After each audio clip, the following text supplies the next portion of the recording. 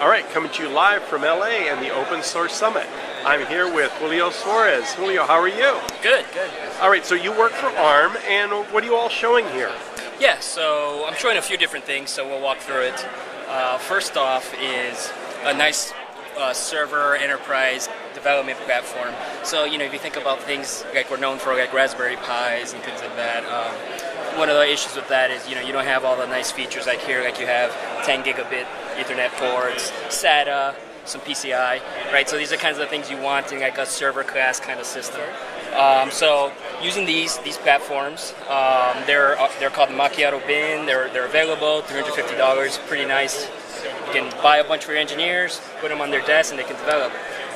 What I'm showing with these particular platforms is I have these three here.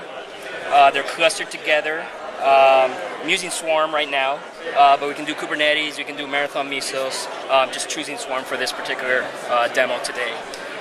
So yeah, I have them all clustered with Swarm, and I'm running this SOX e-commerce website. It's an open source demo, and I've taken it and I've actually ported it over to ARM, because it was originally created for x86.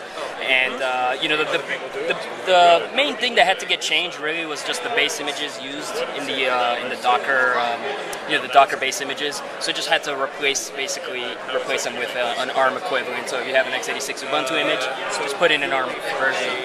And this site is created with microservices. There's 14 of them.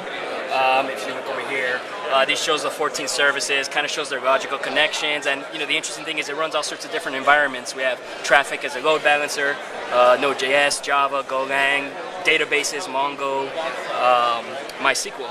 So it's a nice mix of things that we're kind of showing, all this stuff works pretty easy on ARM, very easy to use, right? And so, we want to see all this in cloud deployments. Cool. Yeah. So, just a little bit more, what else this is quite a bit of what you all do. What other things does ARM do? Beyond here? Yeah. Oh, okay. Well, for the most part, the bread and butter is IP, right? We license IP, CPU, architecture, CPU designs, things like that. That's really has been traditionally, what ARM does and very strong and excels at. Of course, IoT, devices, things like that. This is a bit different because it's kind of a new thing. It's more about path clearing, making it easier for our partners to want to deploy ARM in the data center. Cool. And so ARM's originally out of Cambridge in the UK. How did it start out? What was the original goal of making small microprocessors, or would it start somewhere else and that's what it became?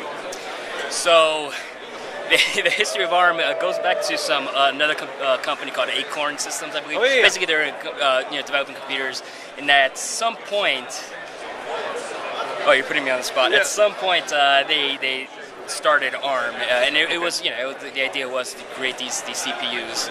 And yeah, the business model is very unique in that they don't actually manufacture them or anything, right? It's kind of neutral party, right? We license out. Everyone's a partner. We try to help everyone. That's really what it's been doing for like the last 25-ish years or so. Of course in the mobile world, right, we're quite big there. And then just to conclude with, for the next year, anything special that you all are focusing on? Definitely keep looking out for these cloud, data center type deployments. There's kind of a new generation of some data center hardware coming out, from some of our partners.